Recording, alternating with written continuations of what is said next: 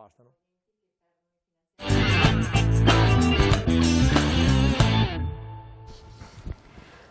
Presidente Grosselle, stavamo commentando un po' un altro periodo a conclusione di un momento molto particolare ma anche buono per le costruzioni. Siamo arrivati a un'altra criticità con il mandato del Presidente Nicolini. Lei deve aggiungere qualche cosa? Siamo nel 2012. Sì, no, ascolto veramente i Appalti miei al massimo colleghi ribasso. e dico i ricorsi storici sono sempre. Allora le criticità, sicuramente la normativa che citava anche l'architetto Ometto non aiutano imprese, la burocrazia veramente, lo diciamo sempre Elena, in più di qualche occasione l'abbiamo ripetuto anche in questo studio, non agevola. Io dico sempre, è una specie di tormentone il mio, che per costruire in sicurezza e in qualità ci vuole il giusto prezzo e il giusto tempo, e questo le nostre amministrazioni lo devono capire. Fortunatamente adesso le gare che vanno al massimo ribasso sono pochi casi, ci sono le gare economicamente più vantaggiose che a volte presentano delle criticità perché anche a volte sono dei massimi ribassi, noi diciamo mascherati, perché magari ci sono delle situazioni. Noi come associazione interveniamo in queste situazioni quando qualche associato ci pone l'attenzione su qualche bando di gara che magari presenta delle criticità in termini magari di tempi o di prezzi. Noi cerchiamo sempre un confronto, innanzitutto magari telefonico, facciamo chiamare dai nostri funzionari il funzionario dall'altra parte per un dialogo e per confrontarci insomma sulle criticità che abbiamo rilevato. Non sempre veniamo ascoltati, da una parte capisco la pubblica amministrazione perché purtroppo i soldi, la coperta sappiamo è sempre troppo corta e quindi i progettisti adattano il progetto magari alla capienza economica che c'è a disposizione e poi cosa ne esce? Ne escono le criticità che poi magari i lavori si fermano, ci sono delle contestazioni, delle riserve perché l'impresa comunque un minimo di ritorno economico lo deve avere e poi abbiamo i cantieri fermi con tutte le polemiche che ci sono anche state in città, voglio dire, quindi queste problematiche che loro hanno sollevato per i loro mandati ci sono tuttora. Adesso abbiamo avuto anche la grande partita degli incentivi, del PNRR, abbiamo sempre anche tempi troppo corti. Però parlando con i cittadini, gli esercenti, i tempi sembrano lunghi, ma perché la gente, e io lo cerco di dirlo, insomma, anche quando mi confronto con qualcuno che mi dice ma i cantieri in città, adesso guardiamo se giriamo per la città di Padova tutti ci rendiamo conto che veramente è tutto un cantiere e il sacrificio che si chiede anche ai residenti, agli esercenti è importante, me ne rendo conto. Però per i lavori, ripeto, per fare i lavori fatti bene ci vuole il giusto tempo. Guardi Elena, c'è anche proprio, è stato fatto uno studio anche su questo, nel ciclo di vita di un'opera, da quando nasce nella mente dell'ideatore, il sindaco pensa voglio fare la scuola nuova, al momento in cui questa viene inaugurata, fatto 100 in un arco temporale, veramente l'80% viene perso, io dico, in provvedimenti burocratici, autorizzativi, sovrintendenza. Ma in Italia è emblematica. È così, voglio dire, diffuso, e solo il 20% addirittura a volte per il progetto, perché anche i progettisti si lamentano che hanno troppo poco tempo e quindi poi noi dobbiamo correre, abbiamo sempre gli enti con i finanziamenti che perdono i finanziamenti se non si finisce in tempo, pensiamo adesso al PNRR, giugno 2026 è veramente dopodomani, non so come faremo a fare tutto. E quindi sì, queste criticità ci sono, noi ci siamo come associazione, cerchiamo sempre il confronto costruttivo perché noi siamo per il confronto costruttivo, ANCE da sempre è un interlocutore qualificato per la pubblica amministrazione, noi parliamo sia a livello nazionale con gli organi, con il Ministero, con il MIT e noi a livello locale, ANCE Veneto con la Regione Veneto, noi a livello provinciale. A volte abbiamo difficoltà perché magari dall'altra parte ci sono altre problematiche, questo lo capiamo, però le cose si devono fare assieme, io dico. Fare sistema, questo sì, è importante. Assolutamente. Restando un attimo ancora in quel periodo lì, architetto, lei comunque operava, c'era, però si era già portato nel settore privato? Sì, successivamente mi sono portato nel settore perché privato, magari avevo ancora lavori pubblici, poi ho cercato di smaltire durante il tempo di esecuzione e di iniziare ad acquisire, passare sul lavoro privato. Ecco. Quali sono stati, ci sono stati degli errori, insomma, con distacco, col senno di poi, con le valutazioni anche, che appunto lo chiedo a lei perché non è stato presidente, e ovviamente uno coinvolto direttamente la vedeva anche da lì dentro in modo diverso, che potevano essere evitati in quel periodo, visto che si veniva comunque da un momento... Ma si sperava che ci fosse una soluzione degli errori e la nostra speranza era proprio il nuovo codice degli appalti. Noi partivamo da... Confidavate quindi sul nuovo codice? Confidavamo nel nuovo codice degli appalti. Noi venivamo dalla legge Merloni, che è stata la legge che è stata rivista finché pareva ci dovessimo adeguare alle normative europee, alle direttive europee, e invece è venuto fuori un vero pastroccio. È un vero pastroccio che ha bloccato tutto. Si pensi che nei mesi successivi all'applicazione del nuovo codice appalti, gli appalti pubblici, i bandi, sono calati dell'85%. Sono crollati. L'amministrazione non era in grado di più fare i bandi, ma non solo. Lasciamo stare la battuta che è stata fatta allo studio di circa 150 errori ortografici nella norma, che quella me la ricorderò sempre. Ma era incomprensibile, non c'era... Quindi con la povera amministrazione pubblica, che può essere il comune, la provincia, la regione, non riusciva a appaltare.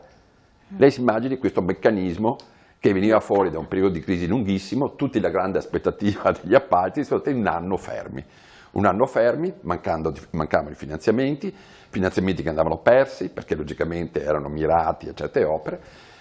Alla fine è venuto fuori questo grande pastroccio che dopo esattamente un anno dalla nascita sono uscite alcune circolari di chiarimento, dopo un anno, e in ogni caso non hanno risolto assolutamente nulla, perché purtroppo si ritorna sempre a questo problema burocratico, no? Nel lavoro pubblico tu sei oberato di documentazioni, di cavigli e questo, di un accavallamento di norme che poi si contraddicono tra di loro, quindi le interpretazioni, per cui finché non si decideranno a buttare via tutto e fare delle norme semplici e per snellire le procedure, ma probabilmente io penso che alla fine tutto ciò serve per tipo ammortizzatori sociali, no? Ci vogliono dei posti nei lavori pubblici, ci vogliono posti pubblici di qualcuno che deve girare le carte, no? Se noi snelliamo tanti enti, troppi, abbiamo troppa gente a casa, no? Quindi bisogna caricare sempre di nuove,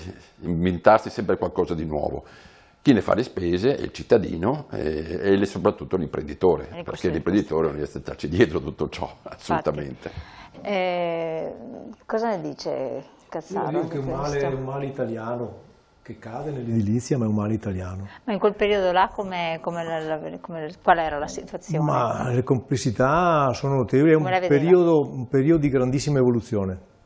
E quello è stato il momento del cambiamento? Sì, da là in avanti assolutamente. Parliamo sì. Quindi del privato, sì. Loro hanno affrontato il settore pubblico, sì. visto questo ovviamente attenzione, parliamo di privato, impresa privata vuol dire che fa appalti privati e poi può essere il capannone piuttosto che il condominio, parliamo sempre di cose, di costruzioni, ok? Certo. Perché come dicevo poi l'impresa ha cominciato a specializzarsi, per cui siamo arrivati da un'impresa che faceva pressoché tutto, cioè avevamo anche i piastrellisti nostri, per capirci, no? Ok?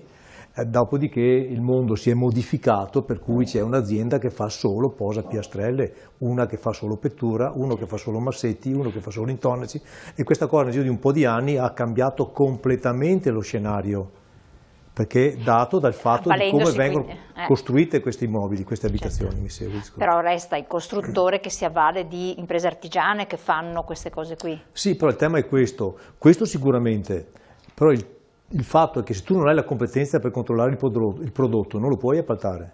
Cioè, se io devo appaltare questa giacca e non ho i requisiti per controllare la qualità di quello che mi consegnano, per cui il vero problema Quindi è questo. Una ristrutturazione dell'azienda stessa. La mentalità, diciamo che noi abbiamo ridotto, parlo per me, ma in generale un episodio, diciamo, un fenomeno che si è un po' distribuito, abbiamo ridotto le mani fuori e aumentate quelle in ufficio. Okay? Le mani e le teste ovviamente, okay? Che ci permetteva tra l'altro in qualche maniera di andare sempre di più verso quelle che sono delle gestioni evolute del processo. chiaro. Ok. Quindi un cambiamento, è incominciato un cambiamento, Sì. senza o con passaggio generazionale? Cioè, Qua si incrocia il fatto che le nostre sono tutte delle micro aziende mediamente, cioè abbiamo un'azienda da Cioè, 20 milioni, micro una nel microazienda, grande. scusate, tanto per capirsi di fatturato, no? Abbiamo, diciamo che a Padova in particolare è successo il meteorite del Yucatan, i dinosauri sono la quinta estinzione, sono morti, queste imprese di riferimento nazionale dalla Grassetto in avanti, mi viene in mente un nome, non si capisce, insomma, fatto sta, anche quelle, diciamo, un attimo riferite a un grande imprenditore di riferimento, giusto? Perché no, parliamo di personaggi chapeau.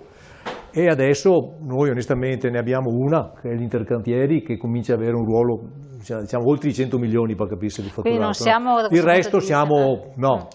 Sì, perché non diciamo, una grossa azienda non fa, cioè siamo tutti micro aziende. non siamo competitivi a livello europeo. No, lascia stare. Ecco, quindi non giusto per facciamo confondere semplificare. un'altra cosa, cioè Altro il mondo. PNRR, queste monate qua sono cose, sono aerei che passano a 10.000 metri sopra le nostre teste e guardiamo se fanno la scia o meno. Ecco, chiaro. Posso raccontare Sì, un una battuta. episodio che quando ero presidente io abbiamo organizzato un viaggio in Spagna.